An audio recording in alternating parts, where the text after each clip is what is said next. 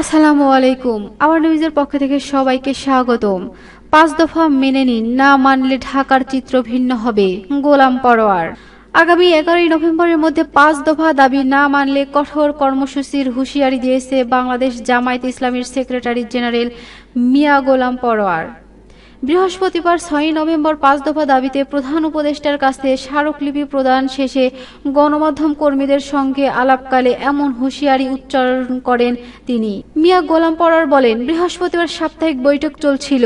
সেই বৈঠক থেকে প্রধান উপদেষ্টার নির্দেশে শিল্প উপদেষ্টা আদিলুর রহমান আমাদের সঙ্গে দেখা করেন। তার সঙ্গে খোলামেলা আলোচনা হয়েছে, তাকে পুরো বক্তব্য জানানো হয়েছে, সেই সঙ্গে আমাদের দাবিগুলো জানানো হয়েছে। ১১ তারিখ পর্যন্ত আলটিমেটাম, না মানলে ঢাকার চিত্র ভিন্ন হয়ে যাবে। আলোচনার বিষয়ে জানিয়ে তিনি বলেন, ১১ তারিখ ঢাকায় একটি মহাসমাবেশ আয়োজন করা হয়েছে। তার আগে আমরা সরকারকে আবারও স্মরণ করিয়ে দিতে চাই, এই মহাসমাবেশের লক্ষ লক্ষ জনতার পদভারে মুখরিত হওয়ার আগে এই ৫ দফা দাবি মেনে নিয়ে জুলাই সনদের গণ আকাঙ্ক্ষার প্রতি সম্মান প্রদর্শন করুন। না হলে ১১ তারিখে রাজধানী ঢাকার চিত্র ভিন্ন হবে ইনশাআল্লাহ।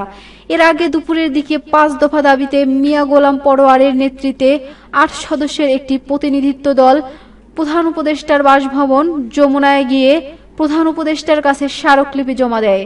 এ সময় প্রধান উপদেষ্টার পক্ষে স্মারকলিপি গ্রহণ করেন শিল্প এবং গৃহায়ন ও গণপূর্তি উপদেষ্টা আদিলুর রহমান।